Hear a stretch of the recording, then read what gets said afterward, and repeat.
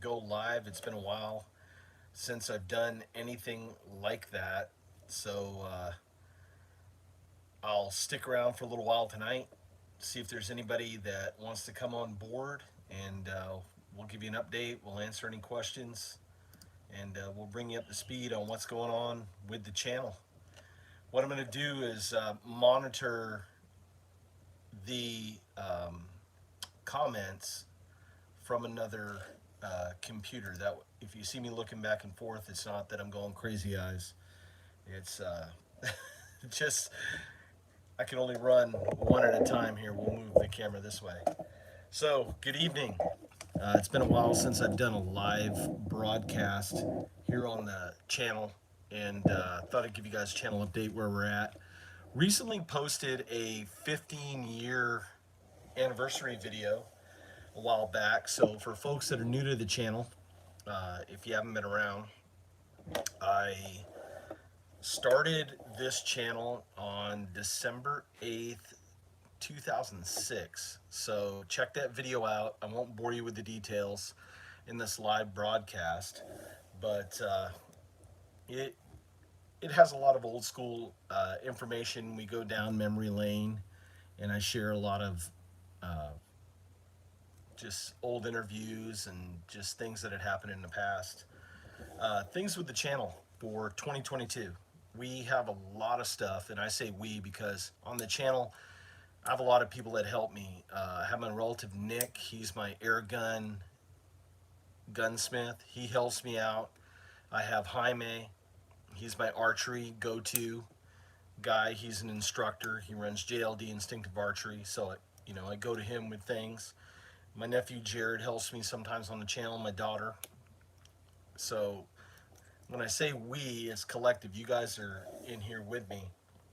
But here's a chance tonight to post any comments, post any questions that you have. I'll do my best to try to answer them all the best that I can. Some stuff I can't disclose due to agreements with companies and stuff. We haven't finalized things yet, set in stone, but we'll do our best to answer all your questions. I appreciate it. It looks like there's 4 people that are getting on. I appreciate all you watching right now. So 2022, we survived 2021. It was a crazy year for me, and just happy that we made it to the new year. Got a lot of cool stuff coming up with a lot of knife reviews, some different type of knives. I think you guys know that I like unique. Hey Rob, how you doing, buddy? Nice to see you. Rob's an old school YouTuber, so I appreciate you checking in, Rob. We've been on YouTube for a long time, you and I. But getting back to the program, got a lot of unique style blades. You guys know that I like unique blades, so that's no exception to the norm. We're going to be doing more stuff like that. I have some more archery videos lined up. I have some really cool airgun videos. The hardest part right now is just getting time to go out and film. I have a lot of stuff that I want to share with you guys, hunts and stuff like that. But my day job, the one that pays, for the bills where we live, that one keeps me kind of busy right now. But we have some really cool air guns. I'm going to be showcasing one real soon. That's the Seneca Eagle Claw. It's a 25 caliber air gun, and we're going to try to get out, do some more coyote hunting, do some more ground squirrel hunting with that gun. It's a lever action pre-charged pneumatic air gun, and thing's a beast. I love that thing. So I'm going to showcase that for you guys. There's a new Work Tough Gear knife that's a prototype. It's not my prototype, but it's a prototype called the Aries. I'm going to be doing a video on that. It's 3 pounds of steel, just to give you an idea of that blade. So we're going to be shaking it up here on the channel a little bit.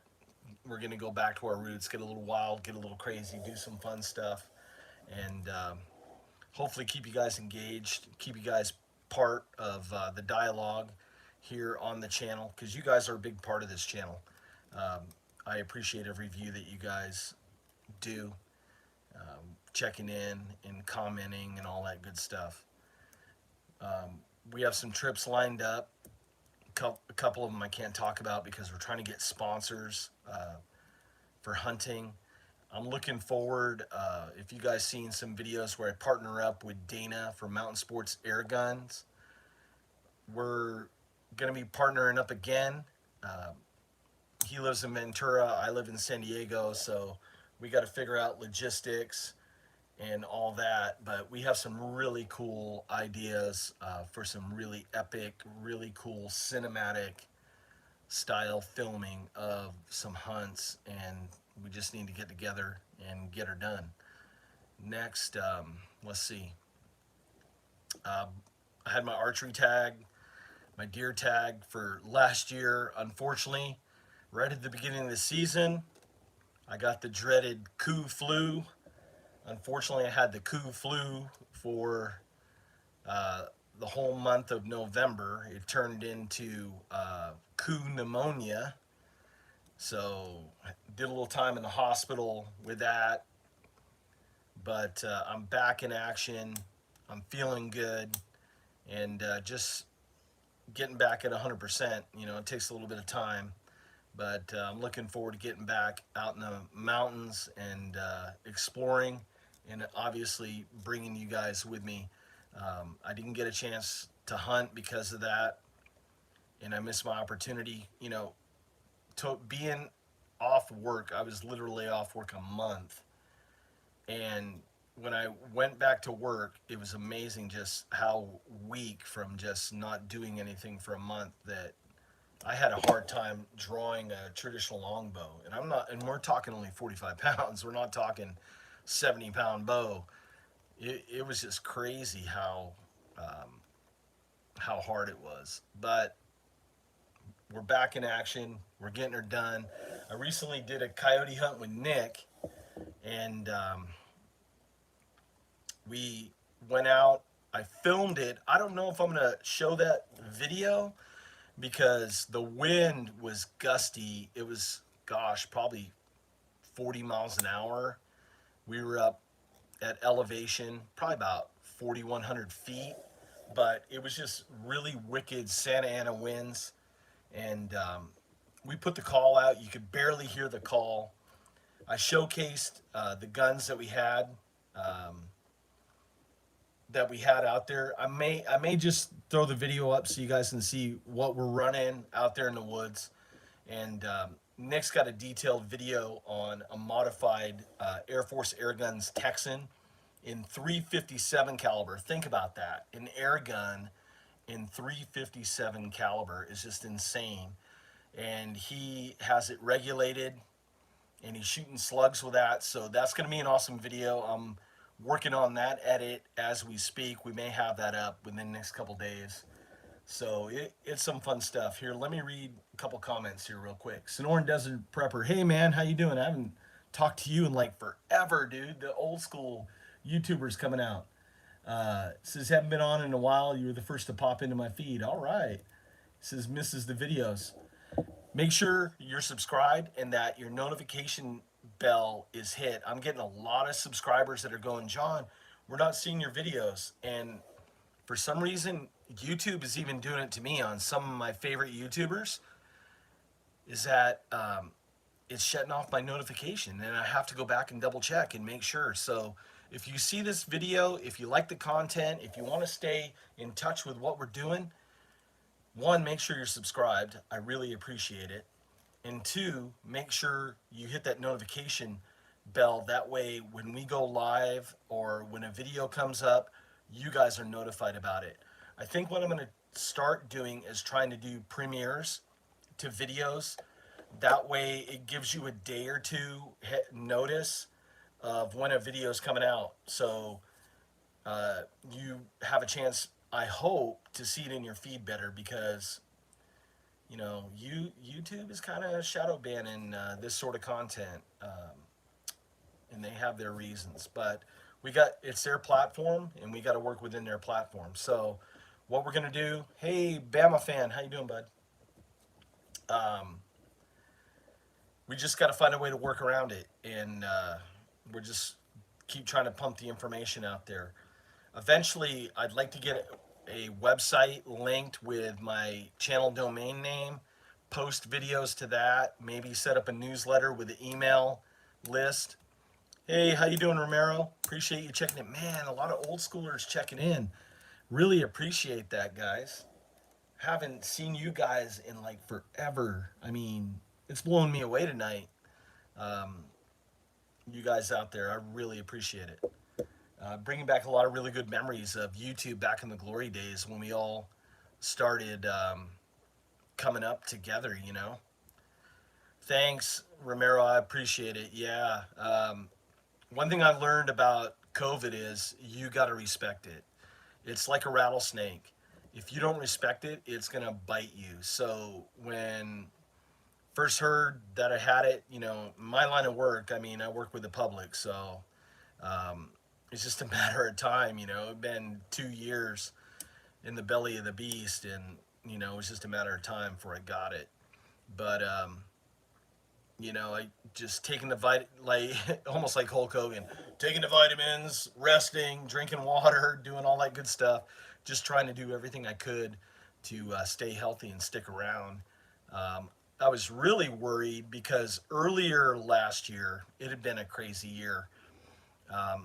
I'd been kind of hesitating about putting this out there, but I had to go to the hospital for like a chest pain in my side. Yeah, middle aged guy, you say you got a chest pain, they take you in. Well, they go, oh, you may have a hiatal hernia. And this was earlier in the year, about March of last year. And I'm like, okay, but they go, we need to do a CAT scan to figure it out. So they take a bunch of blood work. While they're taking the blood work, I go down and get a CAT scan, and they come back and they say, "Man, your blood work's just off the charts," And they do a CAT scan and find out that I have a lymph node in my chest that was about twice its, well, I'm exaggerating, but twice its size. And they they were like, "Well, it's not a heart attack. It's not this and that." They stabilized me. They sent me home. My doctor calls me and says, "Hey, I'm not." Because I'm on the level with the doctor. He watches the channel.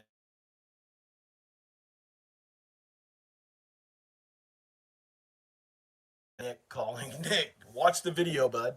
So the doc calls me and he goes, "Man, your blood cell count's way off the chart." He goes, I go, "Just give me the rat killer, doc." He goes, "Well, we got to run more tests." He goes, "But it could be lymphoma." And I'm like, oh, really? Right now, in the middle of everything that's going on and all that. So to make a long story short, I went through like 3 months of hell of testing where I had to do 3 CAT scans, an MRI, a PET scan, um, all this blood work they sent to UC Davis. Come to find out that I had valley fever, of all things, in the past. And they go, "Well, have you had a high fever and, not feeling well for a while?" And I go, "Well, yeah." And they go, "Well, yeah, it's in your blood that you had valley fever." And I'm like, "What the hell is valley fever?"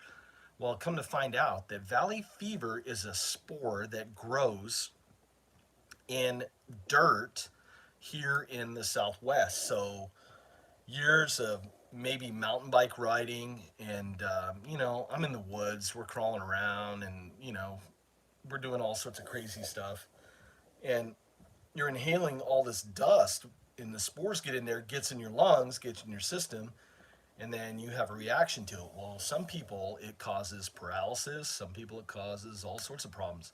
For me, apparently it was just a fever of like 103 for about 4 or 5 days. And that was like right before COVID, I thought, well, shoot, I probably had COVID before COVID was cool, right? And then they go, well, that isn't what's affecting you now. And I'm like, oh, great. So, that's why I was kind of sporadic putting out videos, because I was a little bit worried about what was going on and all that stuff and trying to stay positive. And so, to make a long story short, I'm diagnosed with a rare autoimmune disease called sarcoidosis. And the reason I say that is I want to just make people aware that if you're suffering from something like that, that it's not a death sentence. So when they suspected that it might be sarcoidosis, they go, well, we have to do a lung biopsy. And I'm like, well, what's a lung biopsy? And they go, well, we're going to bring you in. There's a special unit. All these people came out in hazmat gear, and it almost looked like Contagion. And they basically give you a sedative, but you're not out. Let me close the door because the dog opened the door. And they run a tube down your throat while you're still conscious, and they run a scope, and they basically had to punch 16 holes in my lungs to get samples and then cauterize them. And I don't wish that on anybody. So I was down for a while, and I was praying at that time, like, please, I don't want to get the coup flu right when this had happened. And they were like, man, you got to be careful. You got to be really careful, because that could be the bullet, that takes you out. So the thing with sarcoid is that for majority of people, it just affects their lungs.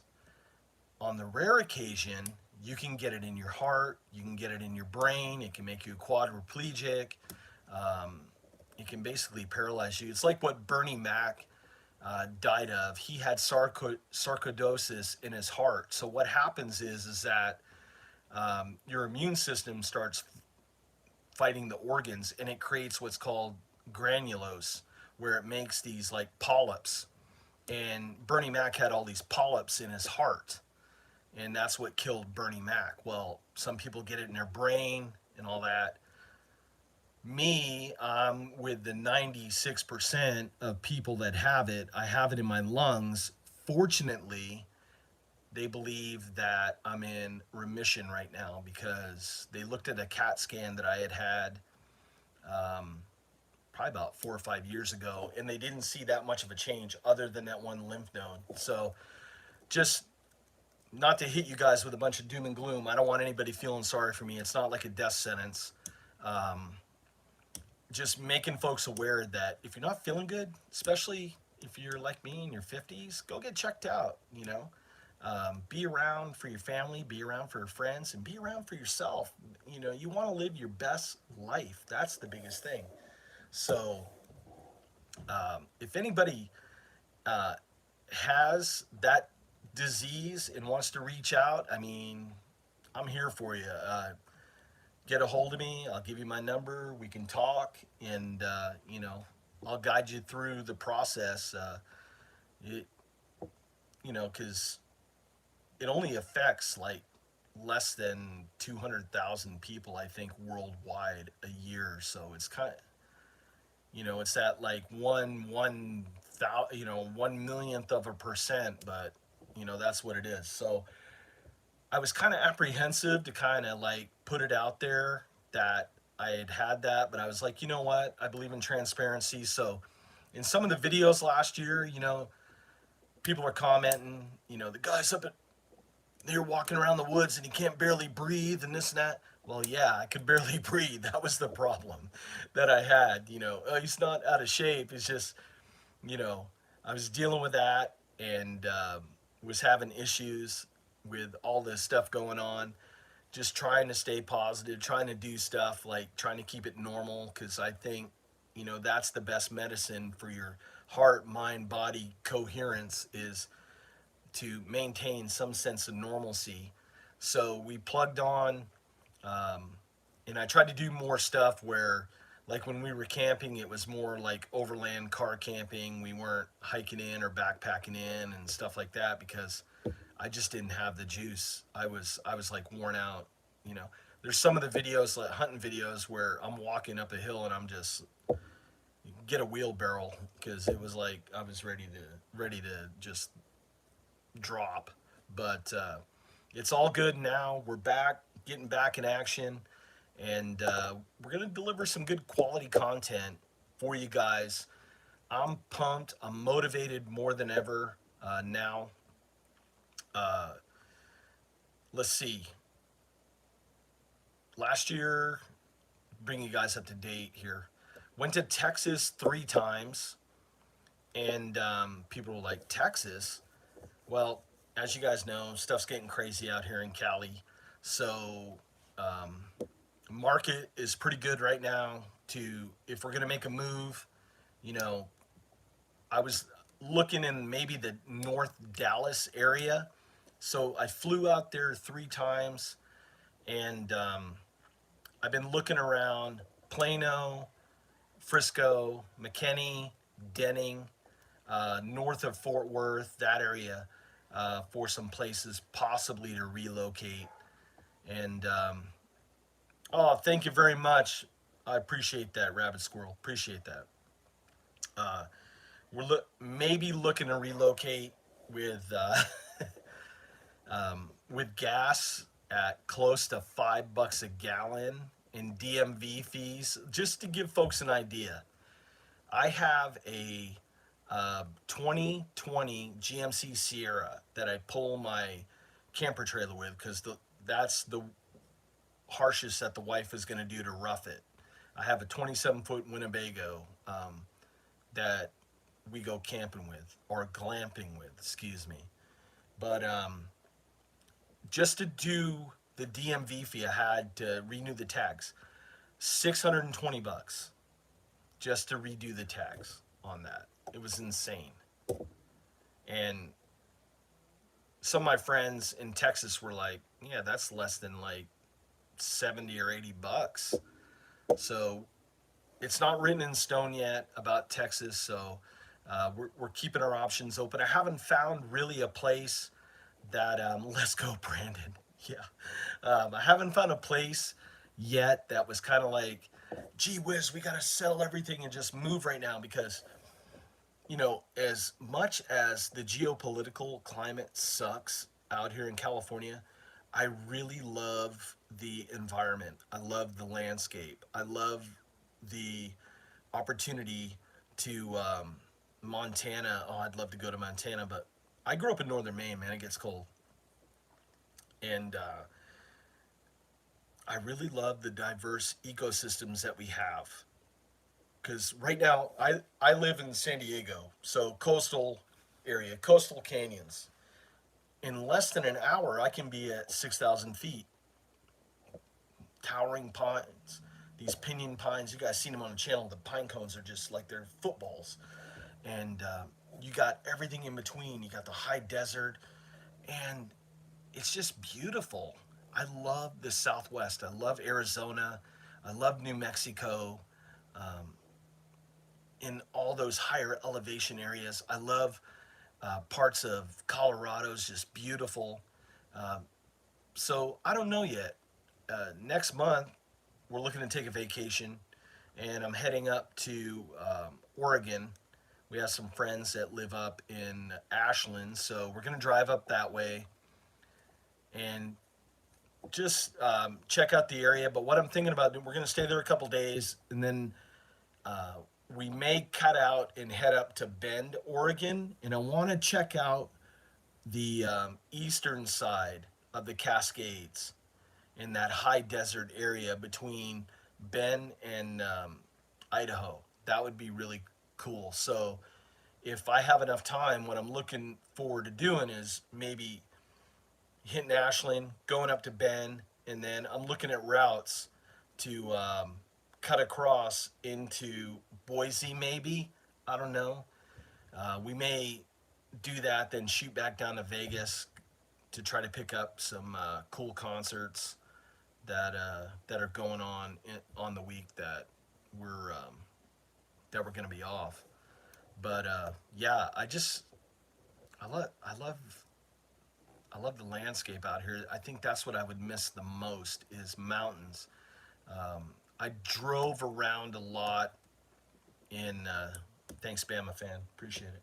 I drove around a lot when I was in Texas. What we did was we stayed in like Frisco, and we would make it a point to go eat breakfast at small, out of the way coffee shops or breakfast places to kind of get the pulse of what's going on.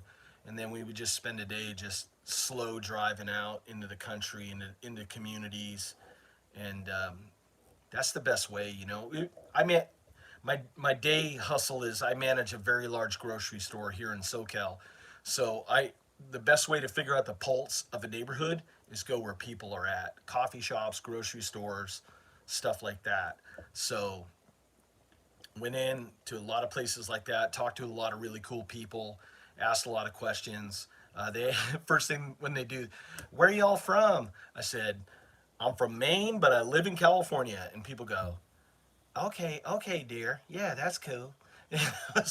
Because I found out if you tell them, oh, I'm from California, they won't even talk to you. And I understand that because a lot of people bring the same nonsense that they're running from to where they're going. So I told them, ma'am, I'm from Maine, but I currently live in California. I'm looking to relocate. And that created a shelf. Let's see, bunch of empty shelves in our grocery stores. Yeah, unfortunately, supply issues are. Thank you, Rob. Oh my God, thank you. Mass respect, bro. Thank you so much. I'm humbled. I really appreciate the support, guys. I really do. Yeah, the on the grocery side, you know, with not giving too many details away because I don't know how my corporate lackeys are gonna respond if they see something I misrepresent. But there definitely are supply chain issues for sure. When this started, who would have thought that we'd be almost 2.5 years into this? And I'm talking, there's just everyday shelf items are now starting to disappear. And I don't know about you guys, but like meat prices are just insane in SoCal. Meat prices on average have gone up about 47%. And average grocery bill's gone up about 26, 27%. I totally agree, Bama, that that everything is controlled that way. Um, it was crazy the amount of container ships off of Long Beach. We would look on computer and it would be just like dots on a road map. You just see hundreds of ships out in Long Beach Harbor. And what was crazy here in San Diego for almost a year, we had like 4 cruise ships anchored out, not in the bay, but in on the other side of Silver Strand on Coronado, out in open ocean. Uh, 4 cruise ships anchored out there. So we would ride our jet skis in San Diego Bay, and I would try to get the wife, hey, let's go out past the jetty and let's go out to the cruise ships. She wouldn't do it because there's some big sharks out there. She doesn't want to go out that far. But we had a good time. It was a good summer, all in all. So I'm looking forward to doing some traveling. I'm looking forward to making some really cool content for you guys, and just living our best life. That's all we can do right now. Uh, it seems that never return to normal. Well, I mean, when you think about it, if you look at like the turn of the century of like 19 in the 1900s. Hey Dana, how you doing, bud? Going from the 1800s to 1900s, and I try to think about it like the cowboys and how the railroad kind of like their job kind of disappeared, cattle drives and stuff like that. They probably felt the same way. The secret is we just got to adapt. You got to adapt to every situation. That's part of living a preparedness lifestyle. This channel started out, remember, with all the craziness around 2012 and all that stuff. So, you know, this channel started out with prepping videos, prepper videos, first aid videos. I think that we need to circle back, and I hate to say that, but we need to circle back and brush up on our first aid, brush up, take a look at your long-term storage on stuff. If you can buy, I definitely, if you look at videos from 2012 when I was talking about preparedness, I would talk about two canning. If you see something on sale and it's cheap, instead of buying one can, buy two. Put one in your food locker, and make sure that you're going in there every once in a while and rotating what we call in the business FIFO, first in, first out. So that way your food's constantly getting refreshed. Also, check your first aid kits. Your first aid kits, I found out the hard way. If you guys watched a couple months ago, we were out in the woods. Jaime cut his finger pretty bad. I'm just getting ready to film. All of a sudden, boom, Jaime slices himself really bad out there. And some of my stuff was expired. And some of the stuff was missing in the kit that I had forgotten that I had used it 6 months, a year and a half before. So, got to remember, maybe put a little note in your cell phone with an alarm that 3 months from now you're going to check your first aid kit, the contents of it, especially if you leave it in your car, or if it's somewhere where you're going to get extreme temperature changes, cold and hot, because adhesives on band-aids, the adhesive on tape and all that stuff is going to degrade with constantly hot cold, hot cold. So that was pretty humbling for me. I sit here and I try to teach and I try to talk about stuff, and then I get too busy with other stuff as well, and then I fall victim. So I needed to take my own advice. So I was really humbled with that little escapade that happened, and I'm just glad Jaime wasn't seriously hurt. That's the biggest thing I worry about when we're out there doing knife reviews, because we go out to remote areas. Sometimes I'm by myself, and when you do, I bring a blowout kit. I bring a tourniquet. I bring, the stuff to stop bleeding fast. How you doing, Terry? Um, what are you using to purify water? Um, I carry a life straw, but in San Diego, there's not really a lot of water running. And then I have a Catadine Hiker Pro that if I'm backpacking, if I'm on bicycle tours, that one for me has worked the best, especially in the Sierras, because in the Sierras, you get what's known as glacier silt. And that's just where the granite's breaking down, like, and it's in a fine powder, almost like a flour. And if you have a water filtration device, it plugs it up so fast. So if you don't have a way to back flush that system, and I'm trying to think what I had. I had a fancy one. I can't remember the name because, God, it was like 10 years. Do I have a Berkey? No, I wish I need a Berkey here at the house.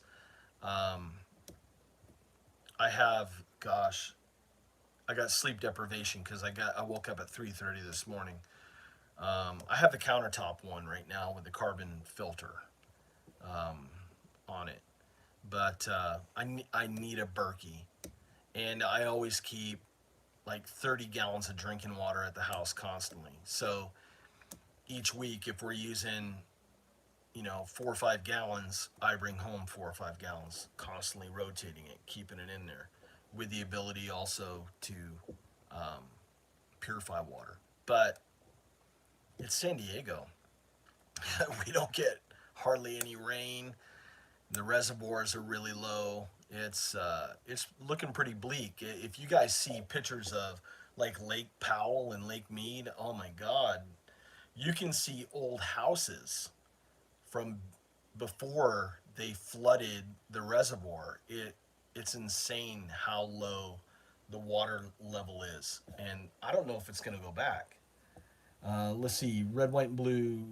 said Idaho all the way. He was born and raised in Southern California. Yeah, we may check out Boise. I'm gonna look. Hey Rick, how you doing, bud? The Urban Air Gunner, my brother from another mother out there in Georgia. Glad you could check in, man. Uh, yeah, we're gonna check out. We'll see which way the wind blows. A lot of people they ask, "Oh, do you have an itinerary when you go on vacation?" The only itinerary is this: we're heading north. I'm driving north for about 12 hours, and then Scott Ferguson, yes. And then from there we'll figure it out, and that way there's no stress. And a lot of times I take the road less traveled. I get off the interstate, and I check out little towns and just a lot of cool stuff. I meet a lot of really cool people when we're traveling. As you guys can tell, I have no problem talking. That's for sure. But Scott, I can't remember. Are you from Maine? And if you are, what part? I'm from Aroostook County, Portage Lake. And right now, I think it's like 10 below zero up there. I was checking today. And that's why I live in San Diego. I'll tell you that story of how I wound up in San Diego. I worked in a lumber mill. I just got out of high school, and I worked for a company called Pinkham Lumber. Scott Ferguson, you're moving there. Cool. Well, you like Maine. You know, you got the coastal. There's two parts of Maine. There's the county, Aroostook County, and then there's down east. Um, So I was working in a lumber mill, Pinkham Lumber. It was owned by Great Northern Paper Company back in the day, and it was the largest lumber mill east of the Mississippi at that time. And I was working in the planer mill. So we would rotate where we would go 2 weeks days, 2 weeks nights, and we'd work 5 10-hour shifts. No, 4 10-hour shifts, and we would alternate. Every other week would be like a 3-day weekend. It was really cool. And so on the night shift, I remember it's February, and they would assign a person to go out to the dry kilns where they had these big dry kilns, and they'd have lumber on like rail cars, and you'd have to hook up a winch and pull out the rail car. 15 degrees, yeah, it gets cold, man. And then you test it with a moisture meter to see what the moisture content was, and if it fell within a certain tolerance, then they'd send it down to the planer mill. Well, one night it was like 20 below zero, the wind's blowing, yada yada yada. I get off work, I go home, it's snowing, and the old man in the heavy New England Irish accent is like, "Hey boy, before I go to work, I need you to shovel out the driveway so I can get the car out." And I'm like, okay. So I started bitching about how it sucked working 20 below zero at night. And he says, "Boy, you got two choices." He goes, "You either go in the military," he goes, "or you go to college." He goes, "But I don't want to hear you cry about it." And I'm like, okay, well, that was some tough love. And I'm out there shoveling the driveway, and I'm getting like pissed, right? Because my mom and dad lived on a homestead, and it was like probably about 65, 70 yards from the house to the road. And so I made up my mind. I was like, the next day I was off. Thanks, Cyclops. Appreciate it, man.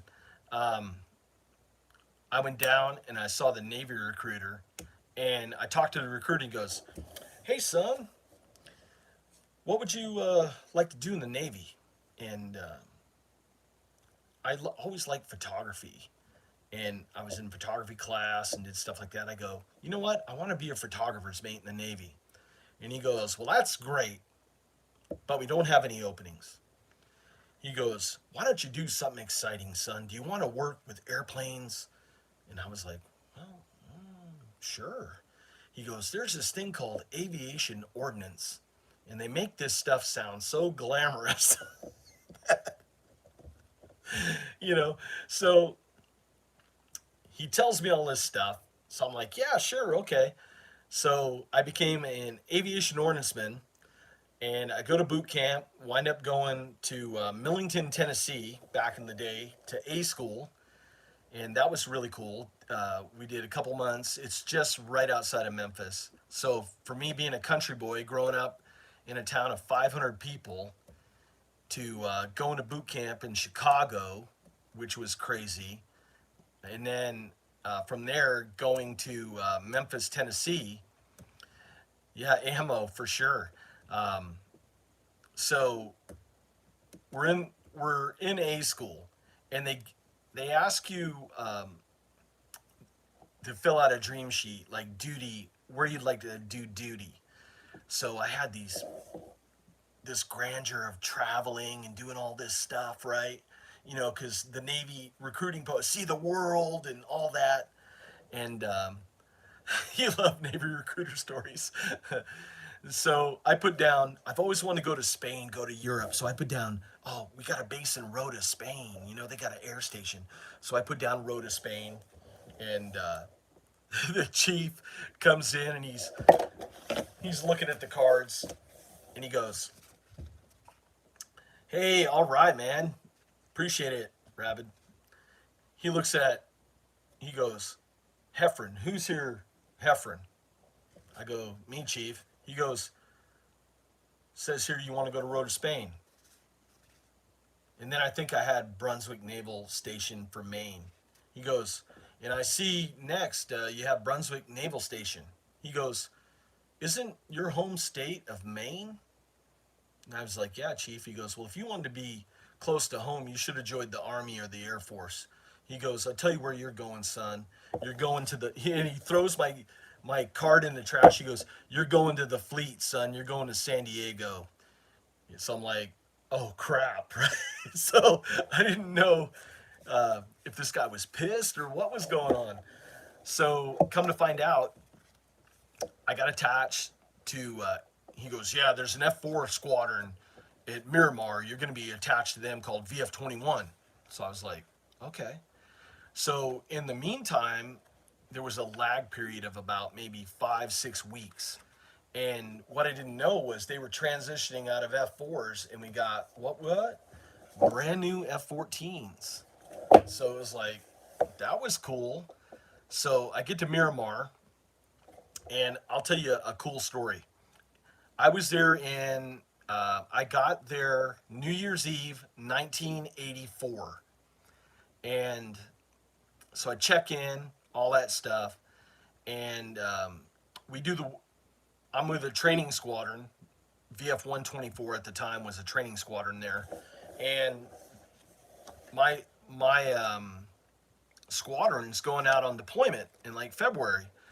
So I was supposed to go to some like school to learn F-14s and stuff like that. And my command goes, no, your school's going to be on deployment. You're leaving. So I was only there like 2 weeks. Then next thing you know, I'm on the USS Constellation. So we're pulling out of San Diego. And at this point, I've only been in the Navy, maybe 6 months, 7 months. El Toro, it gets hot up there, man. Appreciate your service, though. And we're pulling away from the pier. So me being a non-rate, right? They're going, get your dress whites on, get up there and man the rail. So, all right, chief, going up there. So I go man the rail, and you see everybody on the pier, and they're, all the families are crying, and they're waving, and they got balloons, and, the wives are, oh, do you see me, and all this stuff. And this guy beside me starts saying, he goes, I'm not going. And I'm like, what? He goes, I'm not going on deployment. I'm like, man, I don't want to go 6 months out in the Indian Ocean, but, what are you going to do? And he's like, F it, I'm not going. And he yells and he jumps off the flight deck. And the flight deck's like over 100 feet to the water. And he lands in the water, and and he swims to the pier, which I was surprised, like, he didn't get seriously hurt hitting the water. Swims to the pier and gets up on the pier, and he's jumping, doing the Rocky Balboa, right? And all of a sudden, the MA, Shore Patrol, whoever, freaking just grabs him, and they're just playing whack-a-mole with billy clubs on this guy. And as soon as we cleared Point Loma, this SH-3 Seahawk comes out, and they have this sailor in in handcuffs and like chest cuffs, like you'd see like convicts in court, you know. And they took him up to see the old man, and he did some time in the brig and all that. But it was crazy. So we do that deployment. I get back. I'm still a non-rate, so I was an E3, and they the squadron has to give so many people to the naval station to help run stuff called temporary assigned duty, TAD. So I got sent to ground control, and it's just a glamorous name. We're driving around, we're towing planes to the fuel farms, we're starting them up and doing all that good stuff. And I get a call, hey, go over there, they want a plane started up over at VF-124. So I'm like, okay, yeah, I'll take that call. And so I'm cruising along the flight line, and I have a huffer. I had to go hook it up. So it's like a small jet turbine that you hook up to start the actual jet turbines. And so I'm cruising up to the plane, and I'm like, normally you only see 5, maybe 6 people tops, if that, for a launch. I see like 40 people. I'm like, what the hell is going on? They're filming Top Gun, and Tom Cruise is sitting in the Rio seat, the back seat, but the way that they do the cameras, they're making it look like he's the pilot. So I cruise up, and the director's like, oh, you guys took your time, da da da da da. I'm like, well, I'm sorry, just got the call, you know. We sat there for like 5 hours. And it's like, if you've ever been to San Diego in like August or September, and we get Santa Ana's, and it's clear skies, and you're on concrete, it was pretty brutal. So about every 10 minutes, Cruz is yelling that he needs makeup. I'm sweating, I need makeup. Well, one of the sailors in classic sailor form yells out, bitch, we're all sweating. Why don't you shut up, you pussy? And the director loses it. He loses it. And Tom Cruise goes, screw it, we're just gonna do it. We're gonna do it in one take. We're gonna do it. And he's like, he's trying to like pump himself up into this Zen moment, right? And he's just yelling like, just roll the camera, just roll the cameras. And so they roll the cameras, they fire up the plane, they taxi. It was so unglamorous. I don't even think it made it into the movie, but it was like the most unglamorous thing. But it was just a funny Tom Cruise movie, and being at Miramar, it was fun times. Miramar in the '80s was fun times in SoCal. It was just a great time. I'm glad that I had a chance to spend time there. The Marine Corps now owns it. The Navy wanted to give it to the city of San Diego to make a large international airport where they could land 747s and stuff like that. Would have been great. The city thumbs their nose and goes, no, there must have been a lot of money involved with downtown and Lindbergh Field, going back and forth. And they were like, no, we're going to keep the airport downtown. And then the Marine Corps wound up taking over the airport. But, we traveled a little bit, made it to Australia, made it to Africa, made it to Singapore, made it to the Philippines a couple times, Hawaii, went up to Anchorage. We did a North Pack in the Bering Sea up there, and it was like November, and we hit a storm on the Constellation where they had like 40-foot seas, and the ship, going up and down, they call it the stroke. The ship was going up and down over 150 feet. You got a quarter mile of steel, and man, it was crazy. When it mellowed out a little bit, they were trying to do launch aircrafts in that. I'll tell you one more crazy story, and then I'll 86 the Navy stories.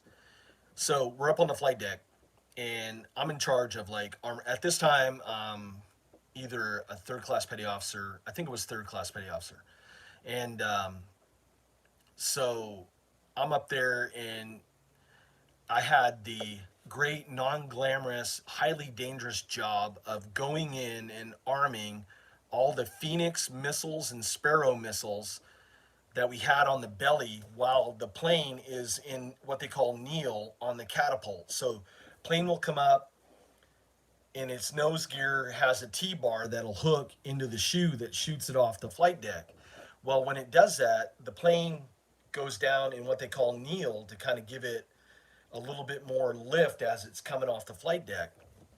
Well, you have to send somebody down the nose in between. Remember, you got both jet turbines running, and you got to go down in between them and then arm the missiles, arm the chaff and flare. Then you got to come back out the same way you came in. There's no shortcut. You can't go out the back because you're going to get crispy crittered, getting burnt by the jet engines. But yeah, it was fun times. So we're launching. The ship's doing a lot this stroke, right? And it's just crazy seas. Have been storming for like 4 or 5 days, and so our I get out. The flight deck officer, the yellow shirt, he's part of ship's company. He's the one that gives the command to shoot the plane off the deck. Well, normally they like to time it with the stroke of the ship. So they'll wait till it hits the bottom of the stroke, and as it's coming up, they'll launch. So by the time the plane gets to the end of the angle or the bow, well, hey, it's shooting it into the air, right? I don't know what the flight deck officer was thinking. He launches it as the bow of the ship's at the peak of the upstroke, and now the ship's going down. So the pilot has no control. Once they launch, it's like marriage, it's a done deal. So they shoot the plane off the bow, and all I see is the bow coming up, and I'm like, it was plane number 205. I'm like, oh crap, where's 205? Damn, I thought they shot it like right into the ocean. Because when they launched, I mean, we were like looking literally down into the ocean. So we hear just and water is coming up on the flight deck. Apparently, this bird got wet when, as soon as he launched, he hits. Obviously, he's an afterburner. He hits a hard stick to go vert. So as soon as he left the flight deck, his plane's like this. So apparently the tail of the plane was in the ocean, and he's basically trying to launch out of that. He manages, by the grace of God, not to crash the plane. And he calls that he's, as soon as the launch is over, he's in pattern for recovery. And the air boss called for the flight deck officer to get off the deck. He was like, for your safety, we need to get you off the deck. Because this guy was lieutenant commander, Vietnam vet. He had shot down a couple MiGs. I mean, he was the real deal. So old Navy stories. Maybe I'll do a video series on that, because I got a bunch of really cool stories of happenings on deployment. But no, we had fun times, good memories. And that's how I made it to San Diego in 1984 on New Year's Eve. I flew out here, and what was crazy was it was me. I had red shirts. On the flight deck were red shirts for the ordnance guys, anything to do with explosives. So it was me and like one other person on this huge plane, and that was it. New Year's Eve, it was like on a nonstop red eye to LAX. And I asked the flight attendant, I go, hey, can we like sleep in the seats? And she's like, yeah, just, we went up to first class and kick back, and she's pouring us champagne, and it was nuts. But it was good times. Oh, I'll tell you one other story. How I met Bono in Hawaii. So it was at First Cruise. It's 1985, and we're me and the guys. It's my first time in Hawaii. I'm 19. It's like, hey, we're gonna go clubbing. We're out clubbing. We're having fun.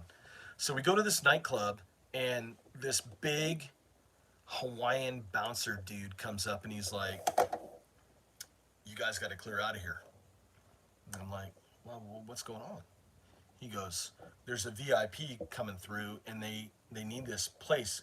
Where we were had like a sofa and a chair and in this nightclub." And he's like, "We're gonna cordon this area off because this VIP's gonna be here in just a few minutes." And I said, "Well, I'm a VIP. I paid for my beer. Doesn't that make me a VIP?" Well, the VIP overheard this and invited me to sit down with him, and I introduced myself, and then he tells me his name's Bono. He asked me if I knew the band U2, and I go, "Do you know George Strait?" And he's like, he starts laughing. I go, "I'm sorry, I don't know." At that point, I didn't know who U2 was. I was listening to Merle Haggard and the Judds and stuff like that.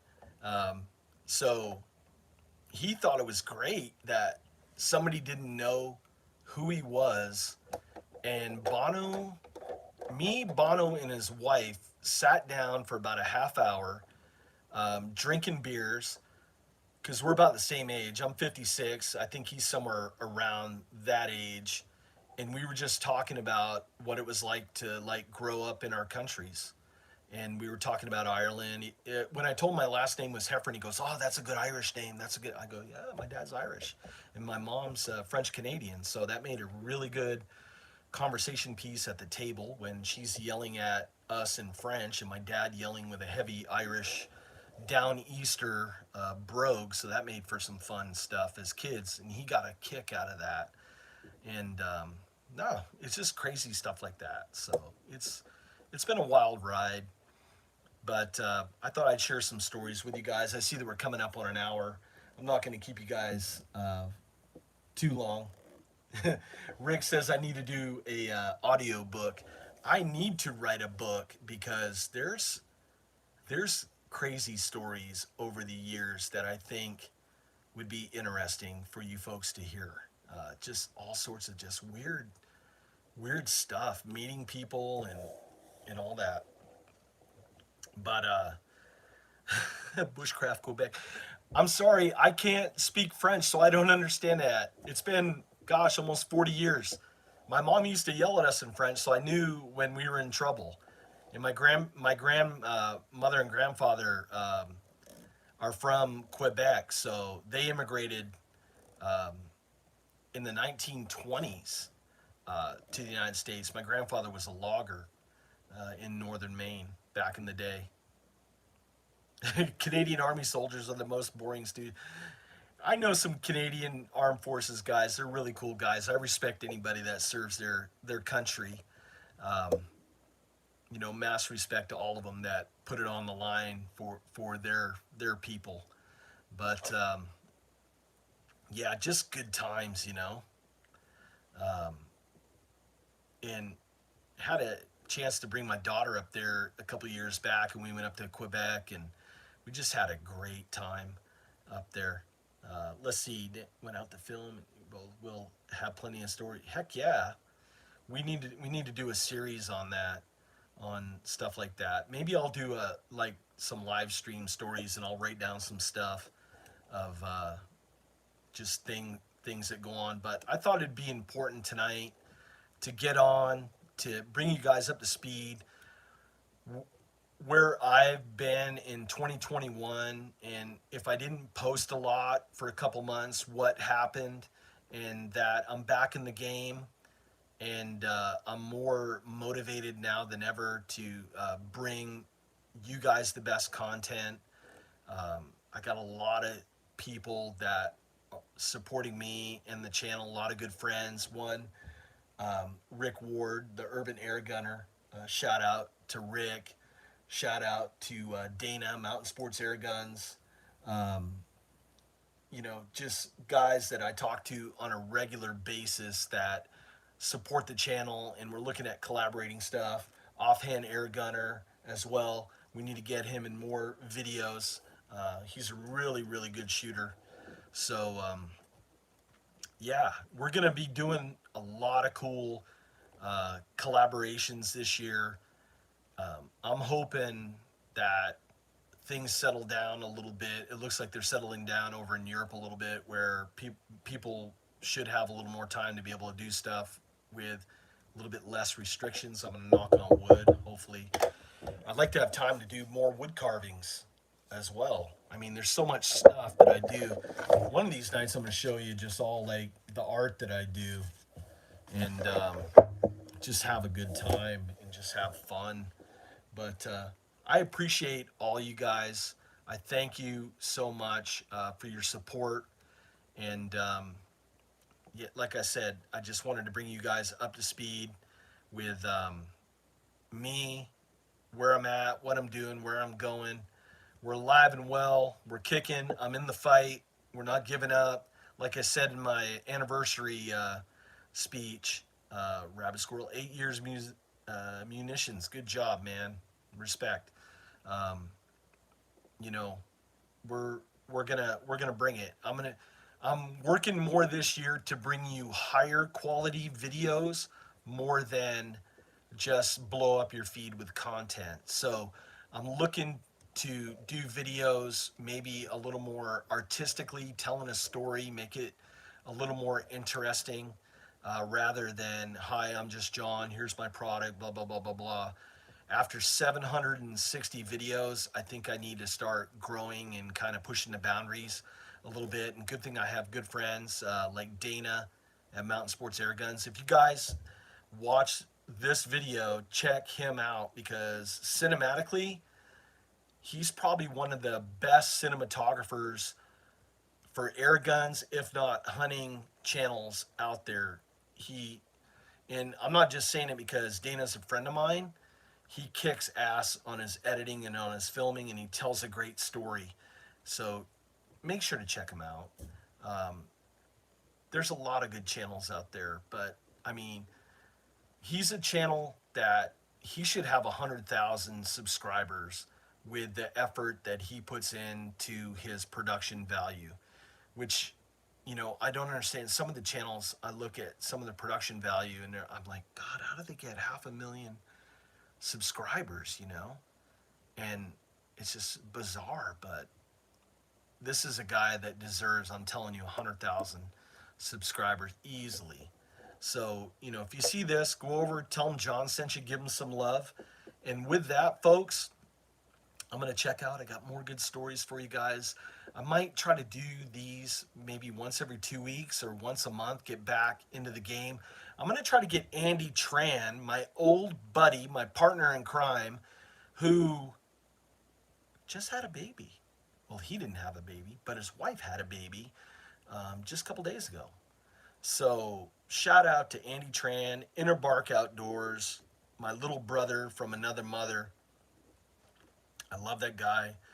And, I wish him well. I need to get him back on the show, get the old team back together again, just for some crazy, zany stuff. And I think I'm going to reach out to some of my friends in the industry. Maybe I'm going to try to get Joe Flowers back on, maybe for a live stream. I'm going to reach out to Matt Graham again. I've had Matt Graham on the channel a couple times. Matt's really cool guy. I'd like to pick his brain on some primitive living skills stuff. And we'll get some of my friends from other channels on as well, and we'll have a little fireside chat. So with that, folks, I'm gonna check out. You guys take care, and I will see you. Let's see if I can figure out how to shut this off. I'll see you guys on the next video. Take care, folks.